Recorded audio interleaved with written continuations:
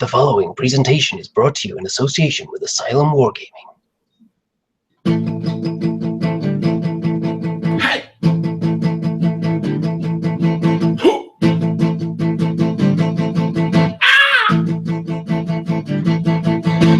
It's the Andy and Remington Steel Show on a Tuesday night. It's the Andy and Remington Steel Show for your home delight. Talking about Age of Sigmar and everything else that is cool. Talking about the Silver Tower, it's easy to learn the rules. I said, it's the Andy and Remington Steel Show on a Tuesday night. It's the Andy and Remington Steel Show for your whole day life. Wonderful as always. That's right, folks. It's the Andy and Rem Show, episode 49. We're closing in on that 1 year anniversary. It's approaching ever faster. Where does the time go, Mr. Remington? I don't know. We're looking forward to number 69. I wonder what you'll have in store for us then. I'm sure we'll have a very exciting episode, as we do every week when that number rolls around. So, before... Whoop. What on earth are you doing, Mr. Remington? I don't know. I was looking at the comments and I forgot to press pause. And then I just closed them accidentally, so I've got it out. Typical. Well, while you're doing that, I'm going to look at who is in the chat right now. Let's have a look at the legendary active users list, shall we? If you're not an active user, then quite frankly, you don't matter. Let's see. Age of Padsmar, that's a new name, I think. Andrew Starr, Andrew Wade, Bazooka J Rambo, Gloomdready Gaming, Hooves of Doom, I Don't Know 46, Corn on the Cob, Luke Atkinson, Mickey Jenver, Oscar Dahlstrom, Remington Steele, whoever that is, Rhino of Pleasure, Ronnie Dodd, who will be joining us on the Golden Weasel voting committee, Skeleton Flower, YouTube Newbie, 01, as always. Anyone else popped in there while I was reading them out? Doesn't look like it. Oh, yeah, there's Pel Thoron. Yeah, so people still piling in on this very special edition because very recently, Mr. Remington, we paid a visit to the spiritual home of wargaming, Warhammer World. We did, in fact, go to the real-life Silver Tower of Warhammer World. And in it, we came across many beasts and many guardians of the tower.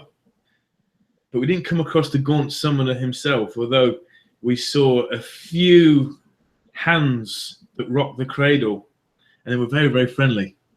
We certainly did, but we're going to talk all about that trip in a minute because it was very, very interesting indeed, and we did get to sample the Silver Tower, so we actually have some slightly more educated thoughts on it now rather than just waffling like we were doing for the last 2 weeks. So anyone that watched the last 2 episodes, you guys are just chumps. It's all about this week. So let's go over to the old Games Workshop homepage, shall we? Because there are a couple of interesting new things to look at here. So, first of all, you can see Total War Warhammer has just dropped.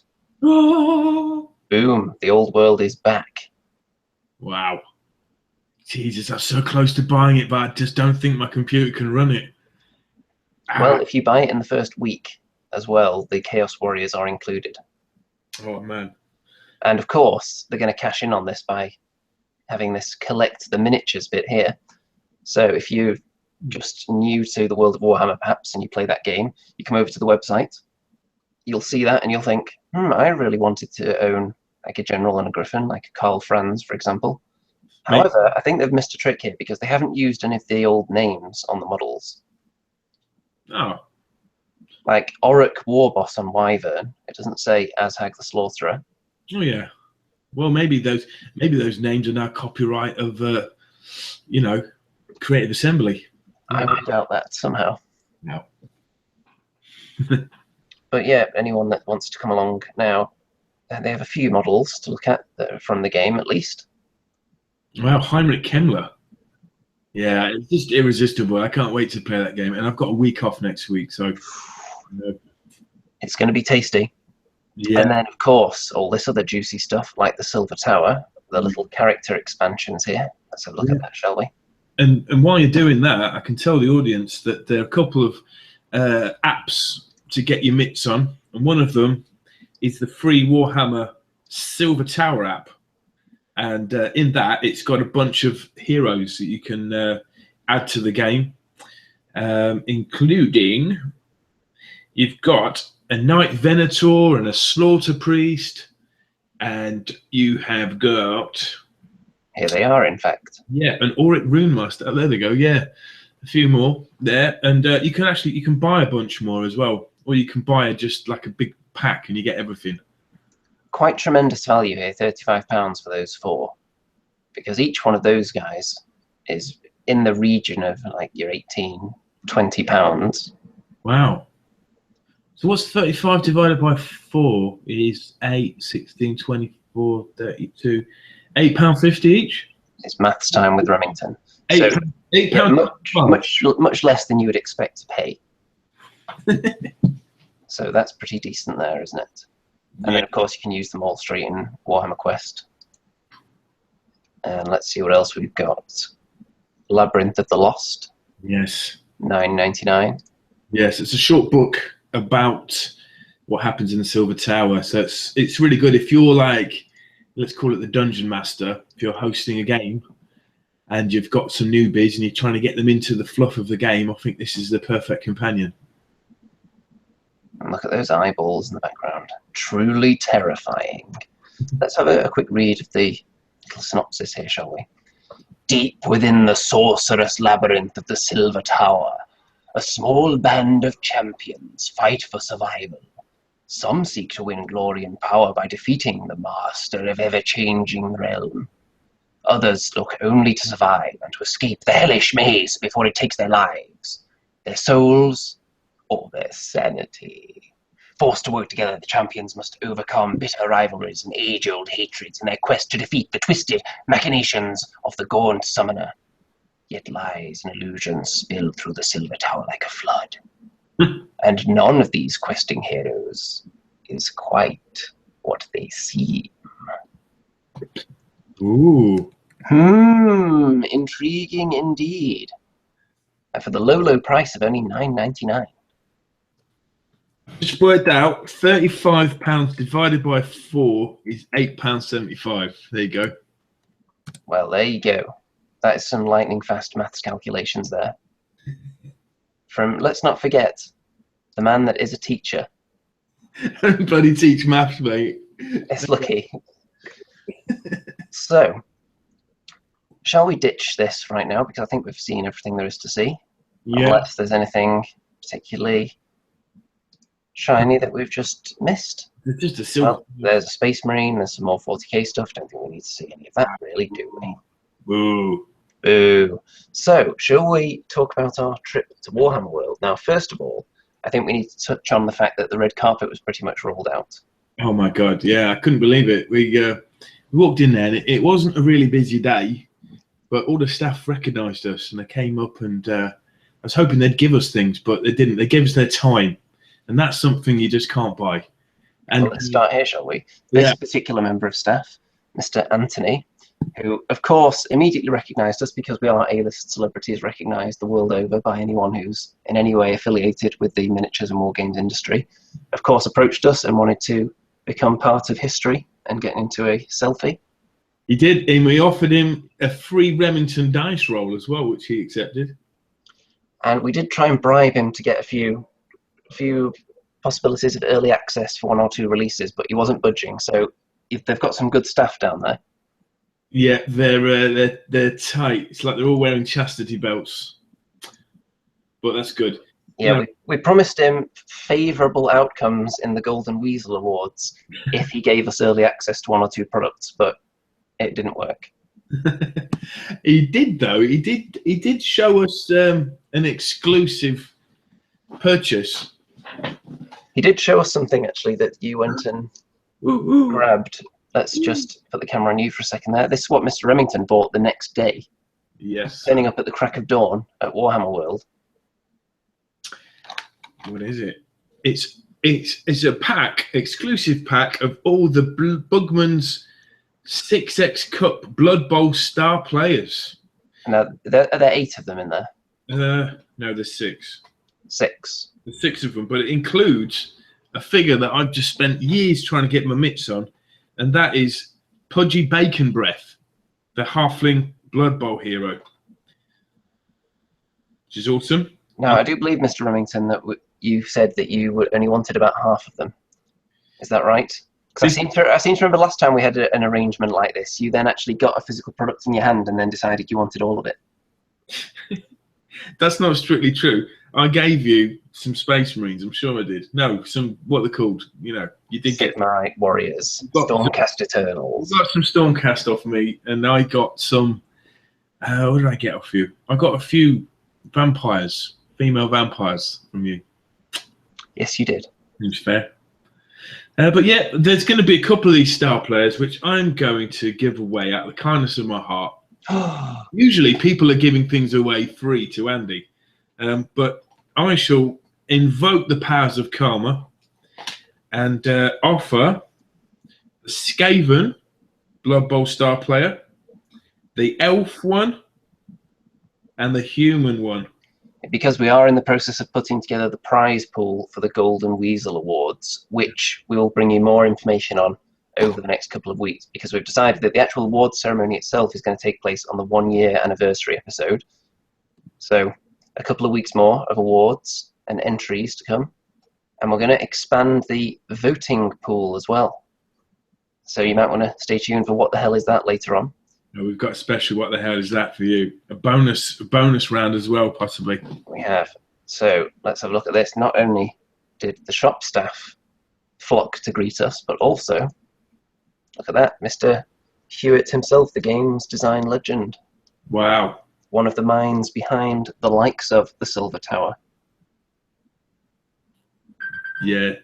They were awesome, man. They came up and checked out our game and just had a really good laugh with them. And you know, they don't take things too seriously there, which is great. Just had a good laugh. It certainly is. Of course, there's no chance of prying them for any information that's too secret, because I'm sure that they're all bugged with brain chips.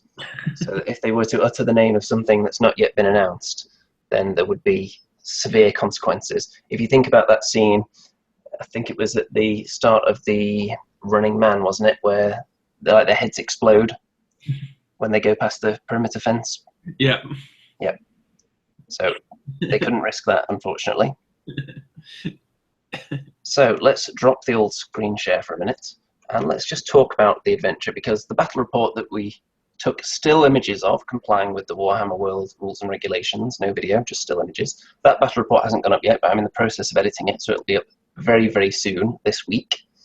So let's not go into too many specifics about it, but just in general, it's very nice playing in there, isn't it? And of course, all the staff bend over backwards for A-listers and give us whatever terrain we want to use for our game. Yeah, that was great, man. We had the run of the place, I have to say. And we stayed true to form and did an ad hoc scenario based on the armies and a kind of situational theme going on there. Can I reveal the armies we used? You can reveal which armies were in the game if you want, just to get people's juices flowing. Well, I took out my trusty orcs, and I lent Andy my my wood elves, which made their Age of Sigmar debut. The Wanderers. That's right. And Andy wondered what the hell he was doing that day, didn't you, Andy? I may have done. It was quite a game, and people are going to be enthralled by the battle report, I'm sure. And there is a picture on the Andy and Rumshow Facebook group, which isn't exactly a spoiler, but it does contain one model used in the game, which was Cecil the Magical Unicorn. It was quite pivotal to the story of the game. And the smile on Mr. Remington's face should tell you that it was quite entertaining, Cecil's endeavours during that game. I always like to get, in any game we play, I always like the kind of a token random figure that has nothing really to do with the armies, but they might be able to imbue a saving grace upon the game. It's kind of like a free dice roll. You know what it is, Mr. Remington? It's because when you're getting your armies out of the box, you've got all the models out that you think make it a fair game, and then you look in the box and you see something and think, oh, I brought that all this way and I'm not going to get to use it. I know, let's just stick it in the middle of the table and give it its own thing. It can just run around doing what it wants. Listen, man, I spent 4 years painting armies, man. And I thought you were going to say you spent 4 years painting that unicorn. It's so hard. Like people keep saying, like, yeah, the ultimate Age of Sigmar game is one that has like 10 figures on each side. All right, great. I've got another 95 in my box. I want to put them on the table too, pal. You know, and so it's very hard not putting things on the table. But you know, I do regret it sometimes because I think sometimes one of the sides can be a bit overloaded, and I felt bad. Occasionally, but you'll have to see how this game turned out then. You'll have to wait. In fact, we had 2 games, one of which will be up on Mr. Remington's channel, I believe, which isn't quite as long.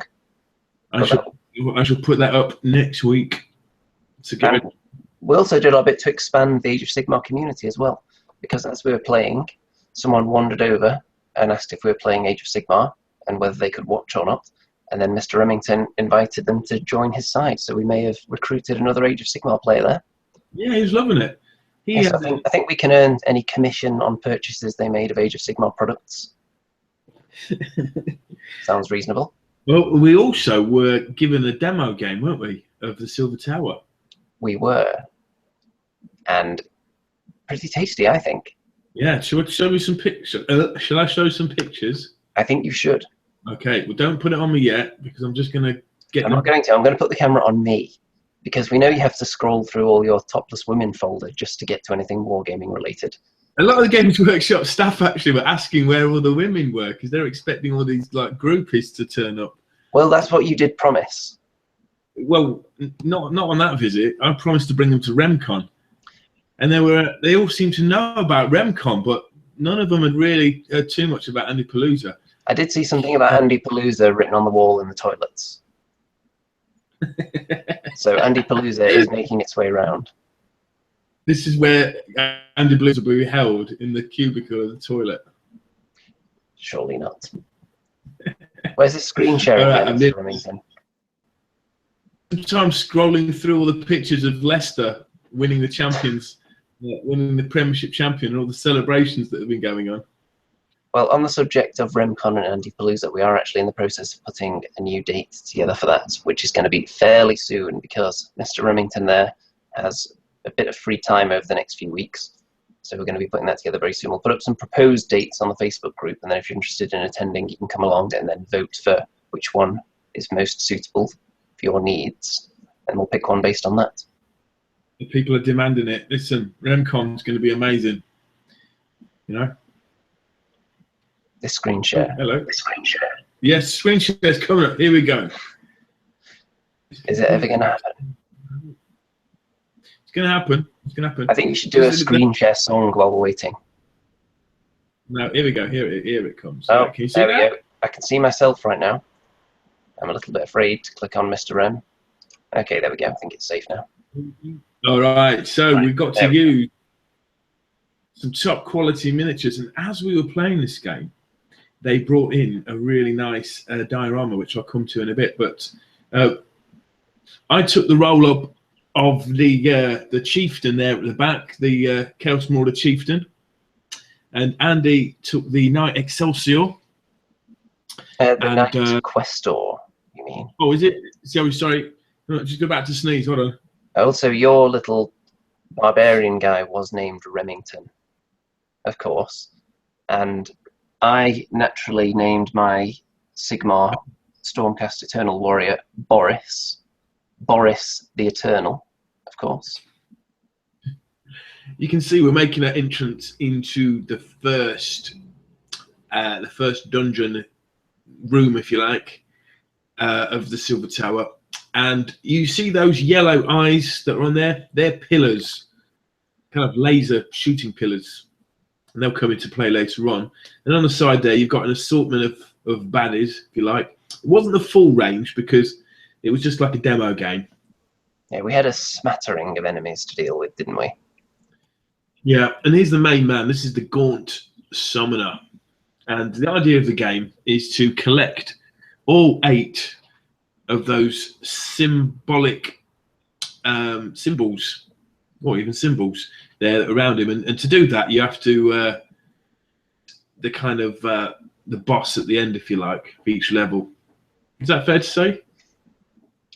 Yeah, close enough. Close enough. So they're really wonderful miniatures. I couldn't resist. I had to buy the Silver Tower myself, and I've just spent the last couple of days assembling the miniatures. So for anyone that hasn't tried it and wants the gist of how it works, basically how healthy your character is determines how many actions they can take in that turn.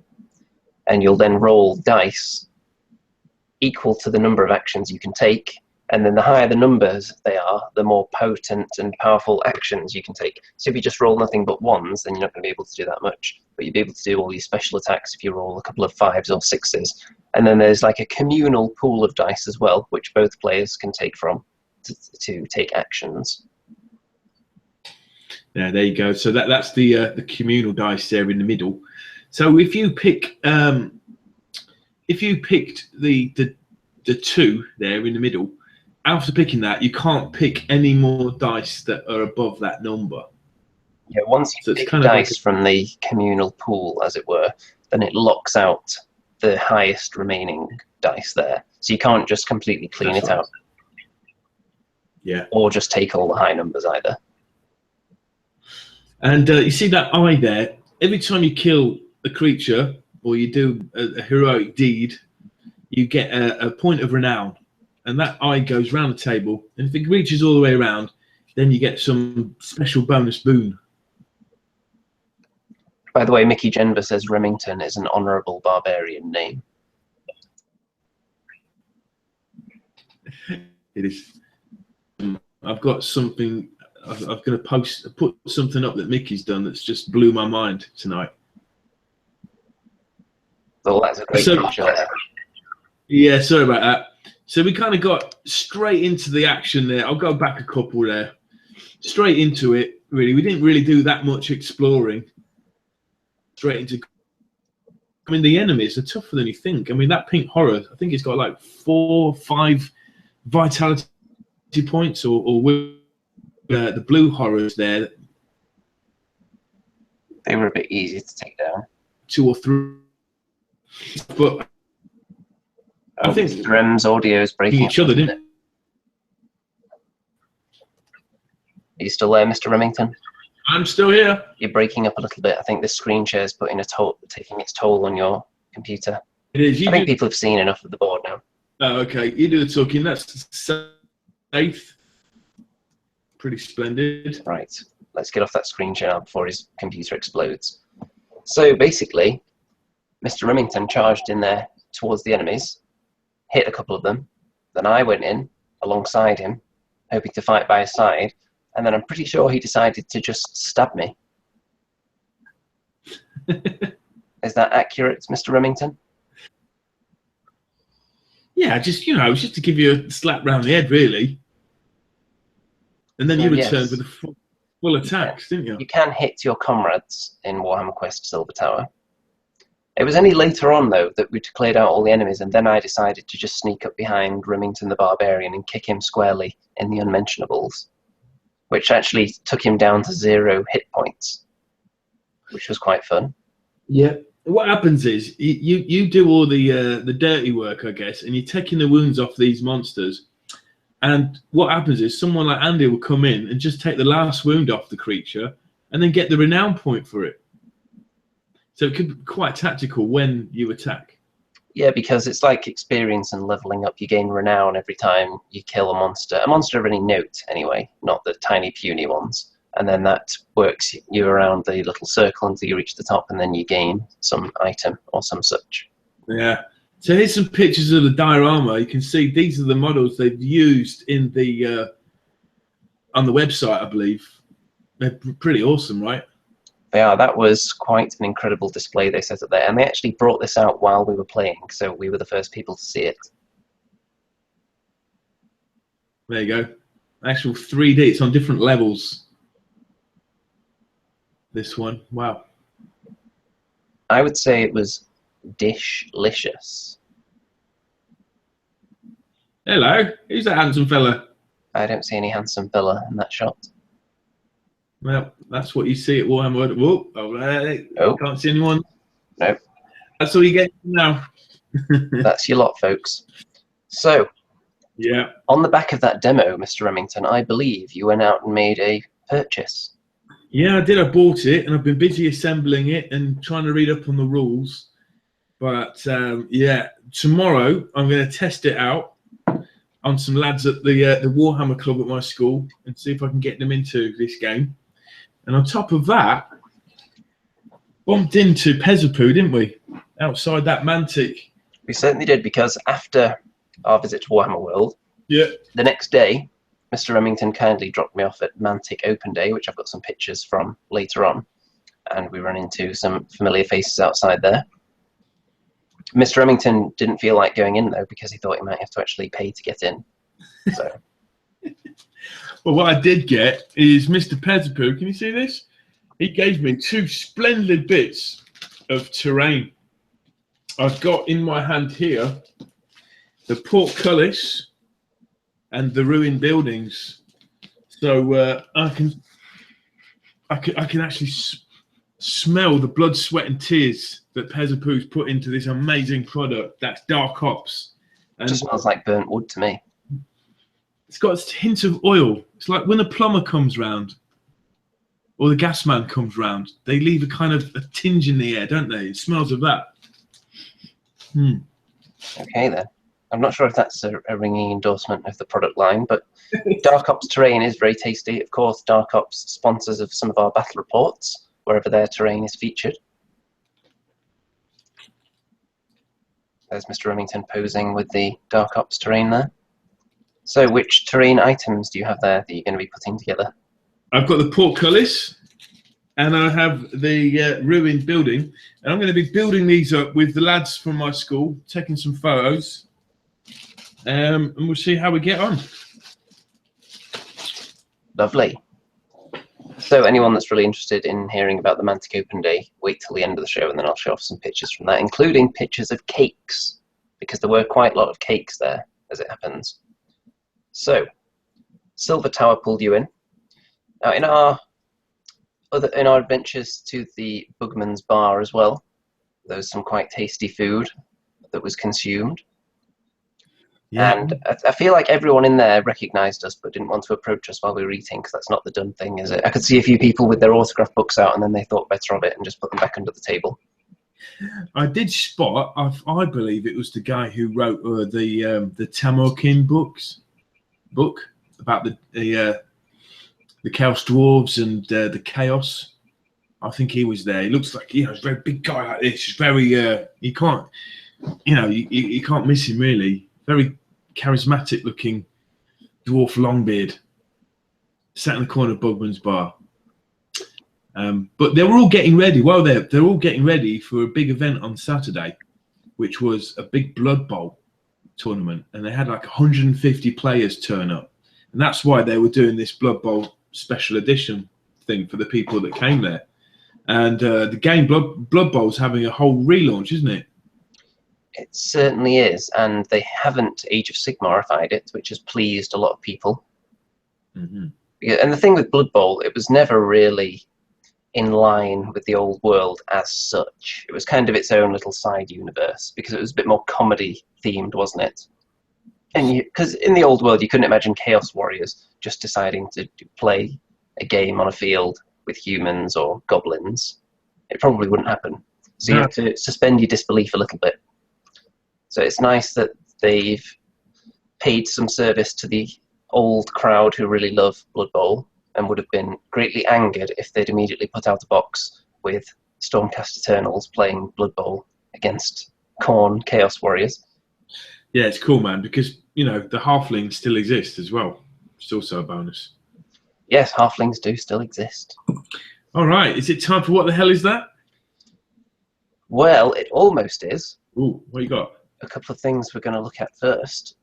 So, we've got some rumours here on one of the main rumour websites that the elves are coming next. It does say, I use salt with this. So I'm assuming that's supposed to mean take this with a pinch of salt. But apparently elves are coming very soon with 2 troops, which makes a lot of sense. 1 cavalry unit, again, makes sense. A large monster, And they say possibly a giant beetle, like this thing here in the picture. Battle tome, painting guide, and maybe some hero packs. Now, it'd be very easy to just make this stuff up, wouldn't it? Because all the releases have followed a similar theme recently with the amount of kits that have come out. But there were rumours floating around a while ago that A-Elves were going to be next. And as an A-Elf player with plenty of elves in his collection, Mr. Remington, are you excited? I am. I'm not convinced with the idea of an elven princess riding a giant dung beetle. I mean, well, they didn't say it was a dung beetle. Well, it looks like one. I mean, the thing is, beetles aren't known for their combat abilities, really, are they? Beetles? No, they make a really loud crunch when they get trod on, and like horrible liquid. Well, I think you would if you got stepped on by something many thousands of times your size and weight. I don't know. I'm not sure. A giant insect, maybe a giant bear, or I don't know. Any of you viewers got any ideas? What would you see elves like to ride into battle other than giant beetles? Yeah, I don't know how kind of nimble a beetle can be. I don't know. Have you ever seen, what are they called, stag beetles? Yeah. Have you seen them fighting and dueling with each other? What do they just sort of lock horns? I think so. It's quite a sight. Yeah. Who knows, man? It's kind of cool. Yeah, but there's another picture there. If you scroll down, I don't know. There's a picture going round, and it's like an elf warrior merged into a dryad. Perhaps that's the direction that some of the elves or Sylvaneth are going in. So you're saying they're going to be branching out a little bit, or possibly uprooting. Nice. Getting ready to leave, perhaps. Leave, perhaps. Cool. So there we go. Now, there you go. There's the picture there. See that? This one here. Yeah. Yeah. See that? Dun, dun, dun. An elf. Part tree. Part awesome. I know they should try and work on getting rid of the chips on their shoulders. Any other jokes, folks, if you want to drop them in there?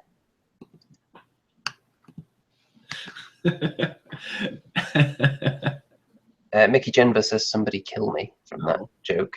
I think it was your joke that pushed everyone over the edge there. It wasn't mine.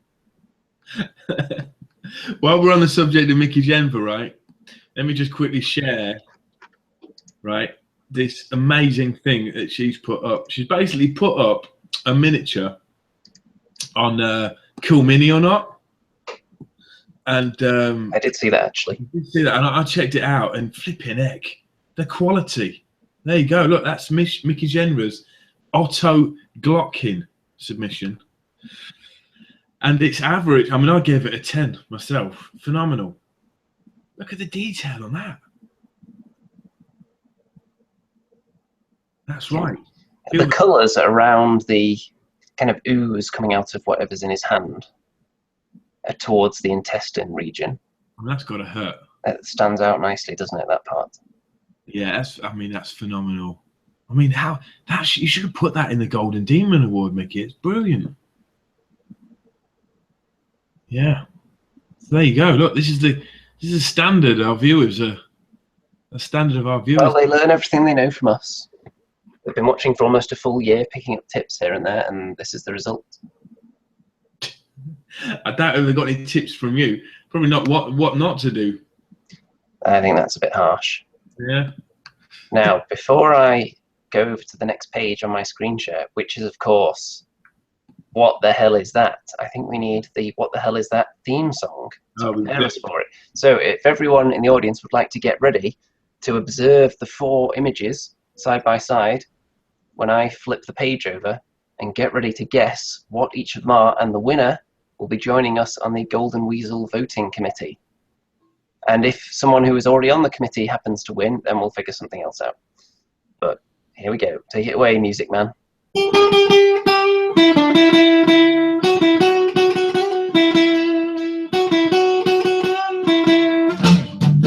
Hell is that, or what the hell is that? What the hell is that, or what the hell is that? What the hell is that? What the hell is that? Only Andy and Remington know. Only Andy and Remington know. What the hell is that? What the hell is that?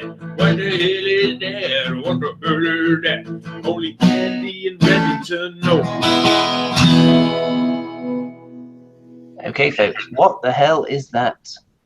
If you can't figure it out with your own eyes, then you'll never get the ultimate prize. The ultimate prize indeed.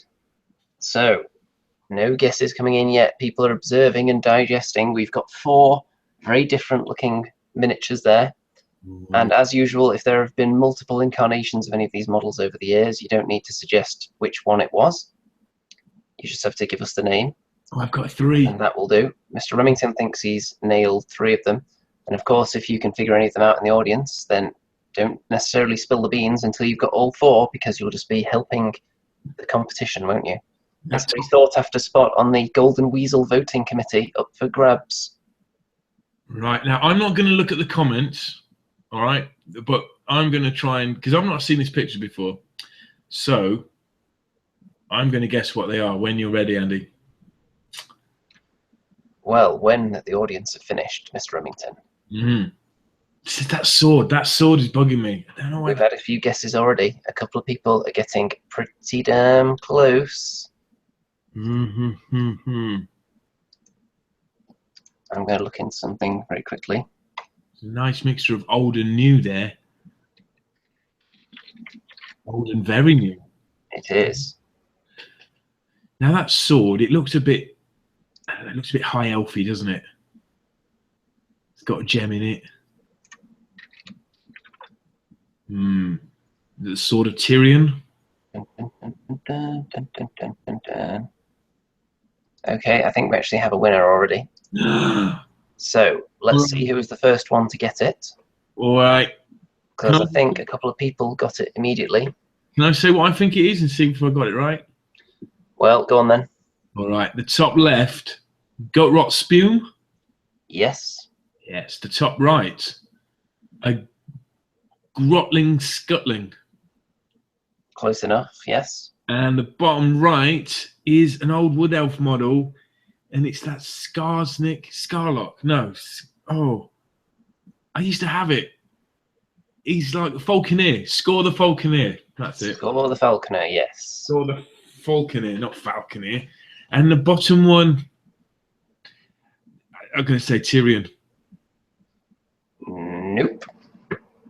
The sword is actually from Vlad von Carstein. Oh. Dun dun dun. And shall we see who the first person to get it right was? It was, drumroll please, Skeleton Flower. Wow. Well done, Skeleton. So welcome to the Golden Weasel voting committee, joining Ronnie Dodd from last week. That is awesome. You see, we only want people that know what they're looking at, and more accurately, know what the hell is that, if they're going to be judging the Golden Weasel Awards with us. Of course, people who are on the voting committee are eligible to enter. Of course, they won't be able to vote for their own stuff, naturally. So I think it was a little bit easier this week. Maybe I'll pick out something incredibly obscure and just zoom in like right on its big toe for next week. Make it incredibly needlessly difficult. So, all right, I have one. I have a little bonus round for you all because I know how popular this segment of the show is. So here you go. Here's my what the hell is that? Here we go. Mr. Remington's got an offering of his own. The bonus round. Who can get the consolation prize? There we go. What the hell is that? Whatever it is, it has very, very pink lips. I don't know what the hell that is. Who's going to get it? So that is a great paint job. I can tell you that much. The rapid fire bonus round. From what the hell is that? Who's How are we doing in the comments? Dun, dun, dun, dun, dun, dun, dun. What the hell is that? What the hell is that? What the hell is that? What the hell is that? Only Remington Steele knows. Only Remington Steele does know. Right. That's all you're getting. We've had a guess so far. Would you like me to tell you what someone guessed? Yes, please do. Luke Atkinson says Sister of Avalon. Ooh, so close. So far away. Ronnie Dodd says Wood Elf Glade Guard. So close, but so far away. Gloomdready Gaming says Archaean. Now, I think there was only a very brief period in Archaean's life when he dressed like that. When he was young and needed the money. This is great. No one's got it right yet. Stu Gibson says Sister of Twilight. It's so close, but so far away. James McPherson says a fireman. Now that's a bit of a silly guess, isn't it? Now look, we know we have Games Workshop staff looking at this show, right? And they love what the hell is that. And even they haven't got it right yet. I think people are running out of ideas here, Mr. Remington. Okay. You want to see? I think you should give them a clue first. Give them a chance. Well, the three suggestions were very, very close. Possibly a question of one set of semantics, but there might have been a few key words there that they got right. Is it a sister of something? No.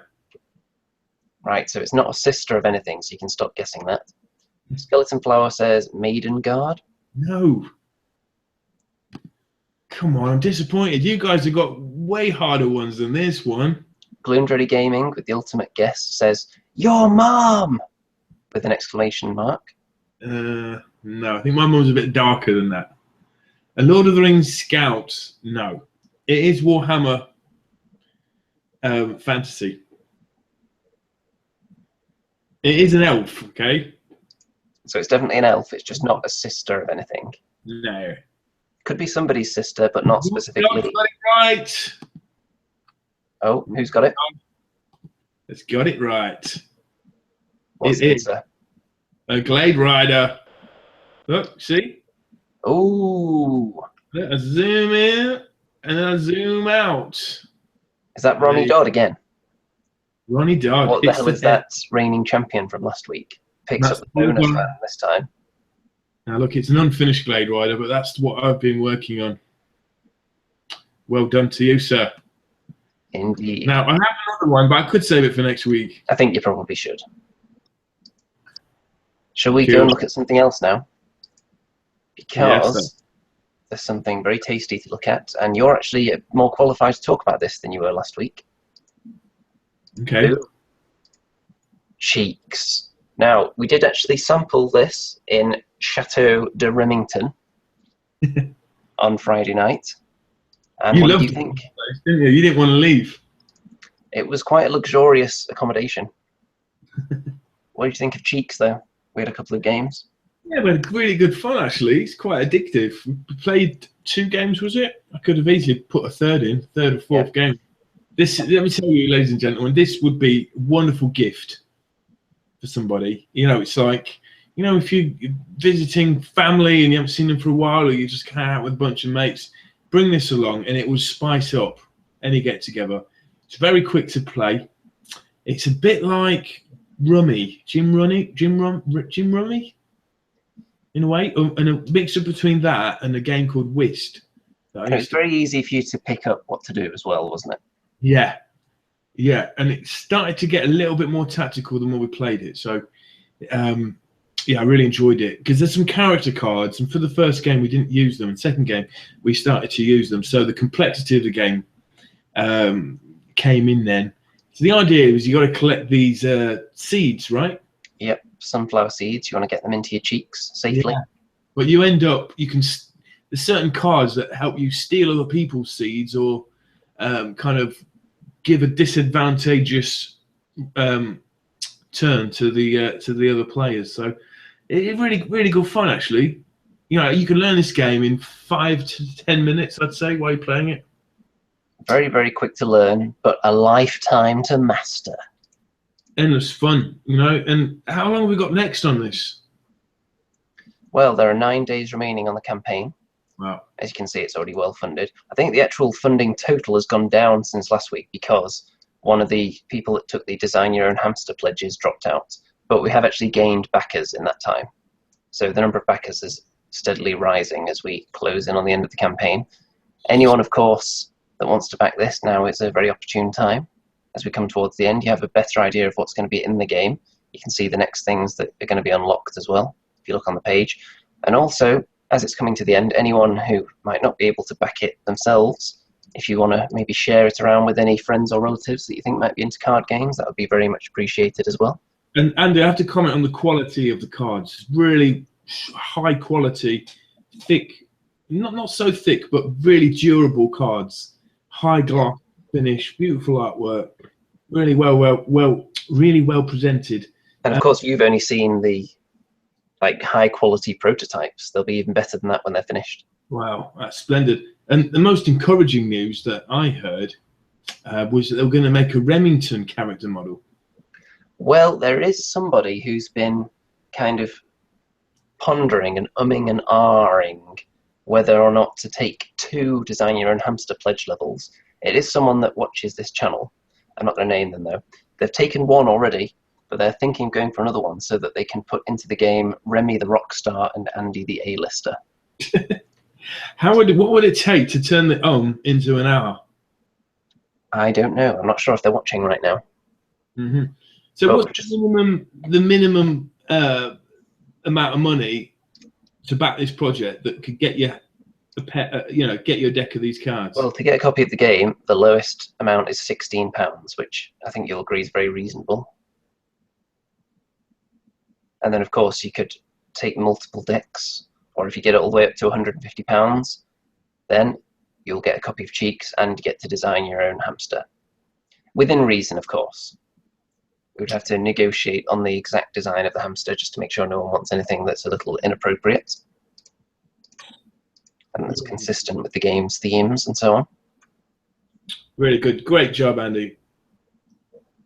It is a wonderful project. And I think I'm going to make a video on it in the next few days talking about the journey from idea to where it is now, because it's been quite a roller coaster ride of emotion and adventure. So I'm going to stop that screen share for a minute. Will you make it available at Asylum Wargaming? It may well be. Yes, sir. We'll find out as time goes on. Let's see what the people in the audience have been saying lately. Gloom Dirty Gaming. Are the cards easy to clean, though, with all the seeds being thrown around? Well, the cards are kind of shiny, aren't they? So you could definitely give them a quick wipe down if there are any kind of bodily grease marks left on them. Anyone who perhaps likes to consume Cheetos, let's say, while playing tabletop games, ends up with orange cards. You could quite easily fix that, unless you want the cards to remain orange, because it's quite a stylish colour, after all. Let's see. A couple of people talking about Total War Warhammer. Have any of you people actually played it yet? Let's see. Stronghold TV needs a new PC to play it, apparently. So you may be in the same crowd as Mr. Remington there, who needs a bit of an upgrade. I think I might need one as well, actually. Yeah, my PC tower's like 4 years old, I think, 4 or 5 years old. So I don't know. Don't know if I can handle it. Quite old. YouTube newbie is claiming to be somebody's grandmother, but I don't know who. They do talk about some strange things in this chat. Sometimes I get the impression a couple of them aren't actually watching. Gloom Dirty Gaming. Rem got his hands on Andy's cheeks. Yes, and he was very impressed with their durability. Let's see what else we've got here. Skeleton Flower isn't a big fan of Manfred's voice in Total War Warhammer by the sounds of it. I thought the undead voices were quite cool actually when I played it. I hope they've toned down the power of the vampires a little bit since I played it though. Well, they were still tinkering with the power levels of some of the units when I got my hands on it, and the vampires seemed to be a little bit overpowered, but I think they were addressing that. Yeah, I think a few people are sort of saying their PCs can't handle it right now, which is join the club, guys. But I think we might have time, Andy, to wedge in a new section of the show. I think we've got time to wedge in a few things to the end of the show. So I know you're very passionate about innovating and adding new segments to the show. such as what the hell is that? That was do. spawned from your mind. So what's this you've got lined up now? This one's called Nerd Confession. This part of the show, ladies and gentlemen, is where we confess one nerd trait that we have to do with Warhammer. Now, it could be, I don't know, in the past I've mentioned licking the brush before I dip it in the paint pot, just to make sure the brush is nice and pointy. You need to have a moist tip, don't you? You do. And let's hear some of your confessions in the world of Nerdhammer. Andy's got a few, I bet, haven't you? I'm sure I have. And of course, we're putting this out there to the audience. So if the people out there, don't do it right now, but in the permanent comments after the show, if you want to leave any nerd confessions, or either that, or you could message them to the Andy and Rem Show Facebook page, not the group, but the page, so other people won't see it. Send a private message to that page, and then we will read them out anonymously. So if you want to say something particularly nerdly that maybe you wouldn't like to admit to because it's just so damn nerdly.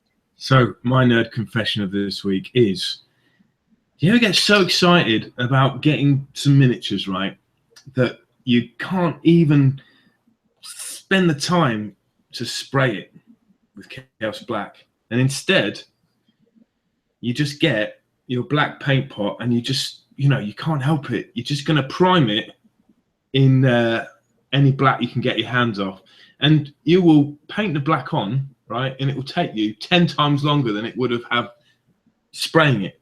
But there's just something about holding a miniature that's brand new, getting it out and getting paint on it with your own hands that's just too tempting to resist sometimes. And that's what I've just done with this this pink horror from the Silver Tower. So you're a hands-on kind of guy. Know that. Up close and personal. That's my confession of the week. We've had a couple of nerd confessions that I suppose we could just read out now, since they're here. Let's see, Gloomdready Gaming. I hate people using my dice, drives me nuts. Yes, that's why I actually have a box of guest dice in this house for people that don't bring their own dice. So they can have the like grubby old greasy dice that all the other guests have used, and I'll just have my own pristine ones. There is something that in that for sure. Like, I don't like other people playing my guitar just before I go on stage or just before a rehearsal or something. It just doesn't feel the same. You know what I mean? Your mojo's gone. What about if you were, let's say, a flute player and someone put their lips on the end of your flute before you went out on stage? Would that throw you off? I don't know. I've heard of people blowing rusty trombones, and that didn't go down too well. I'm sure it didn't. Sounds terrible. Let's see what else we've got in here. YouTube newbie. People holding the tape measure high above the table winds me up. I'm not sure if that's really a nerd confession. But I suppose, yeah, does that annoy you? If people hold the tape measure really high above the table so they're not really getting accurate measurements? I don't know. Anyone seen me measuring knows it's not entirely accurate as well. I might finagle half an inch or an inch here or there. Remington always trying to steal an extra half an inch. Let's see. Gloomdready Gaming has guest dice as well. Oscar Dahlstrom wins the confession of the day, surely. I think he so. He admitted owning the AOS combat gauge. Here's the thing, though. Do you wear it down at the club? And I'm not talking about the gaming club here. Does he wear it as a necklace, or does he hang it from his belt? We need more information. Let's see. A couple of people have said they can't leave without buying miniatures whenever they're in a game shop. Yeah, I think you have a bit of that about you, don't you, sometimes? What's that? People who can't resist buying miniatures when they're in a game shop. That sometimes takes you, doesn't it? Yeah. Yeah, it does. I'm usually quite good at resisting making purchases. So I'm quite proud of that. You get stuff for free, don't you? Let's face it. Well, yeah, there is that. They're the perks of being an A-list celebrity. Although it's a trade-off, though. You may get a load of free stuff and the fame and the fortune and the glory, but then also you can't leave the house without people taking pictures of you and trying to get autographs, so it's not all good. There you go. That was Nerd Confession, guys. Yeah, so that's going to be a new regular segment. So remember, message it to us privately if you've got one that's so nerdly you don't want to personally admit to it. If you want to do it anonymously. If you think it's just too humiliating and embarrassing to admit, you can always say, I've got a friend that.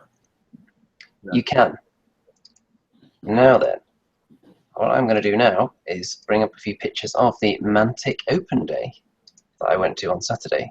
Of course, this is unrelated to Age of Sigmar in any way you could possibly fathom, but just a few pictures of a few interesting things. They had a nice setup of Dead Zone here, which is a very cool game, which I think I'm going to be getting into soon, actually, because there's a couple of people around here that are interested in playing the new Dead Zone 2nd Edition.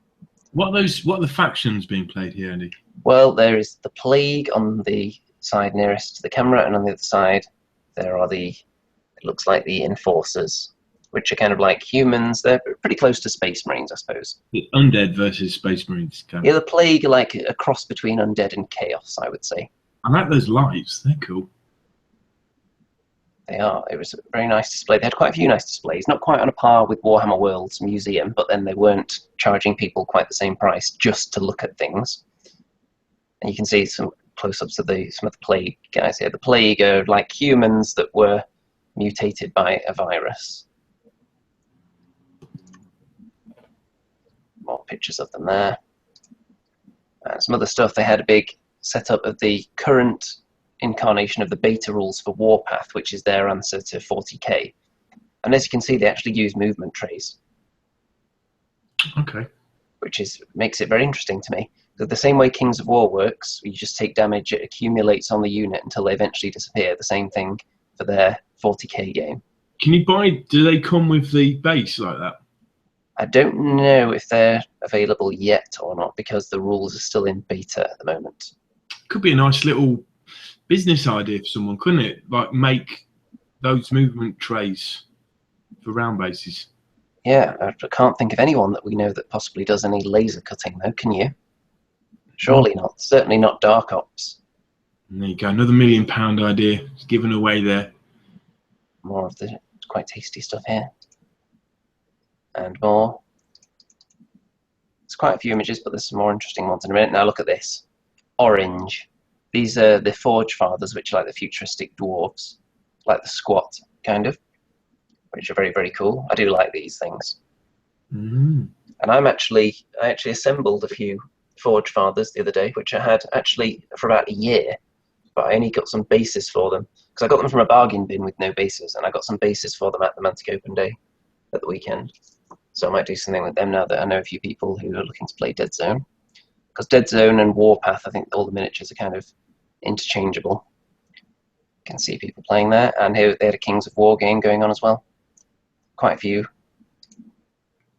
And Dungeon Saga on quite a nice table there. And now this is what I want to show you. The cakes. They had a room entirely dedicated to cakes and snacks.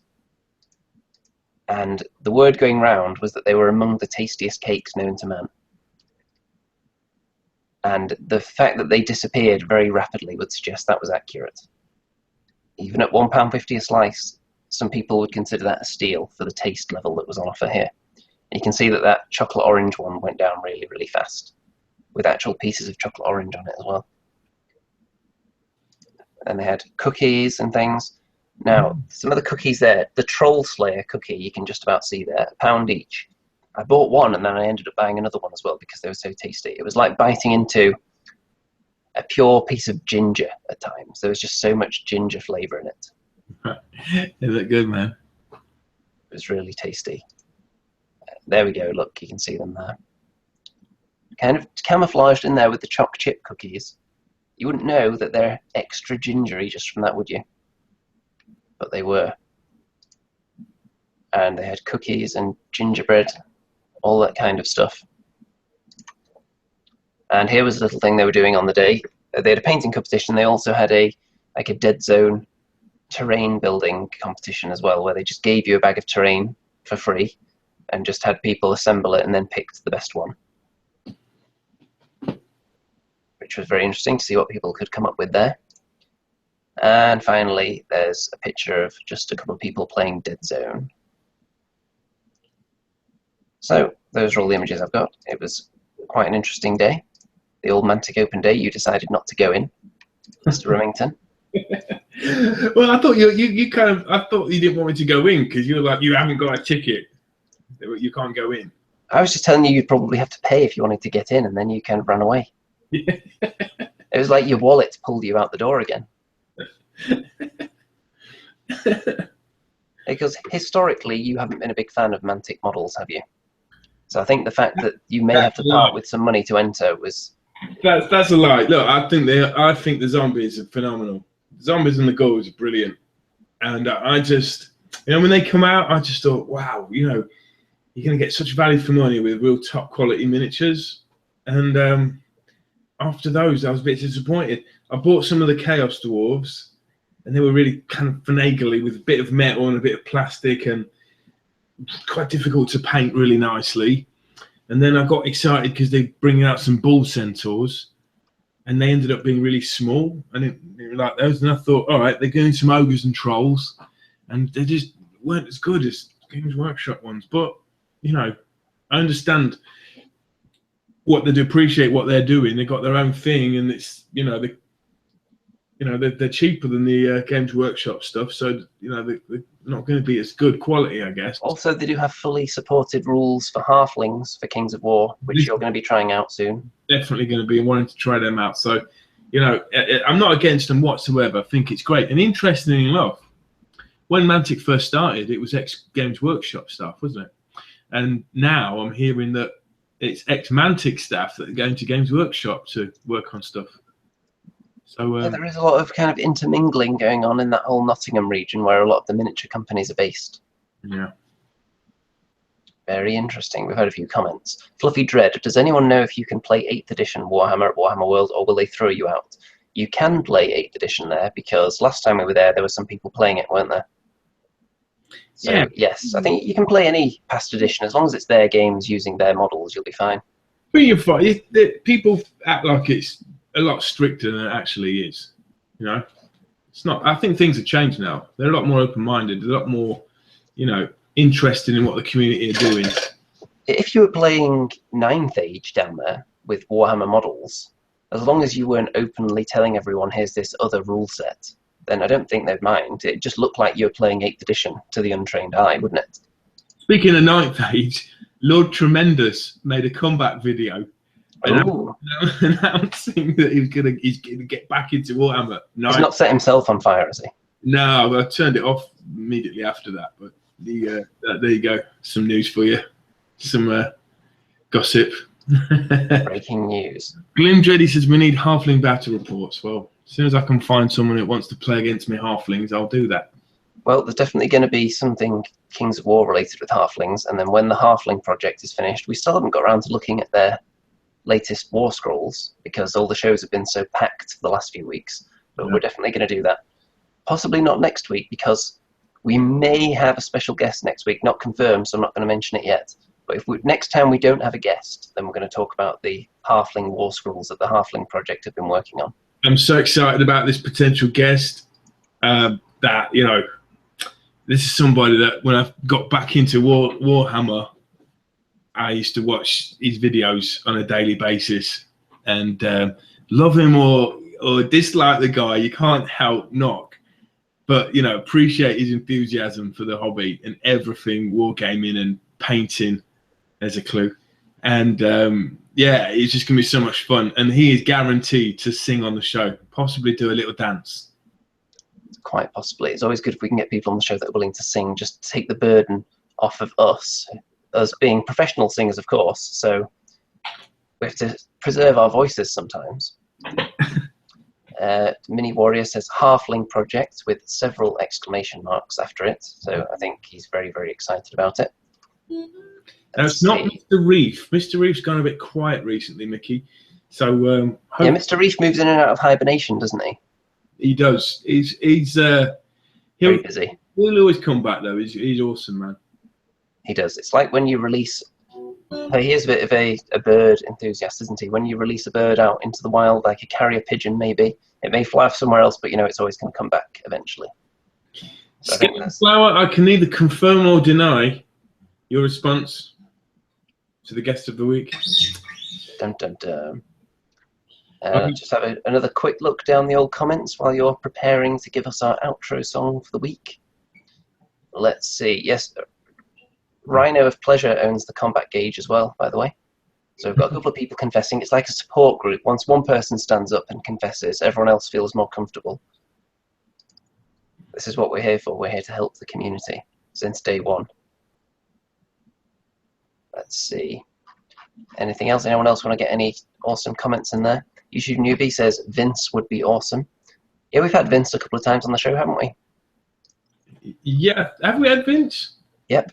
I think he's been on twice. He was on once, and then he was on again on the Christmas special when we had multiple guests, wasn't he?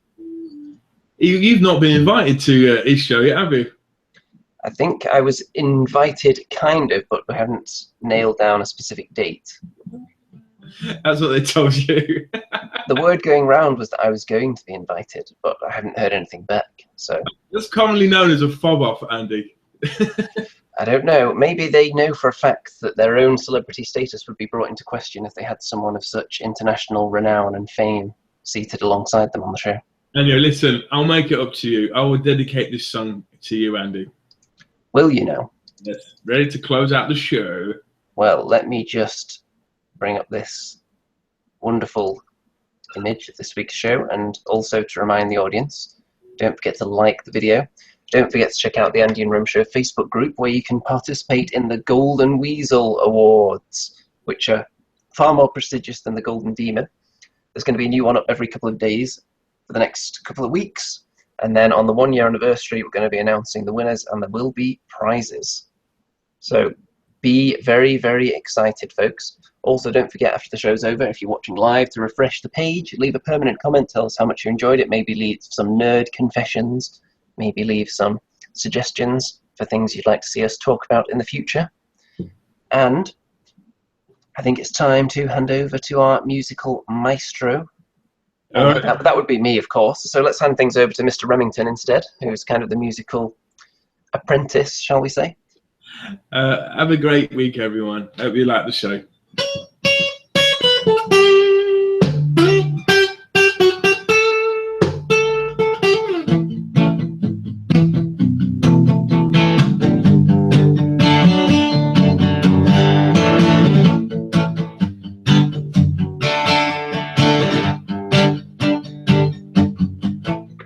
I was working part-time at Games Workshop. My boss was Mr. McGee. He told me several times that he didn't like my kind, 'cause I was a bit too leisurely. But it seems that I was busy doing something close to nothing, but different than the day before. That's when I saw him. Ooh! I saw him in through the outdoor. He wore an orange boiler suit, the kind you find in a second-hand store. Orange jumpsuit, and if it was warm, he wouldn't wear much more. Orange jumpsuit. I think it's Andy. Going to Andy Palooza. What a loser. Remcon. It's a con.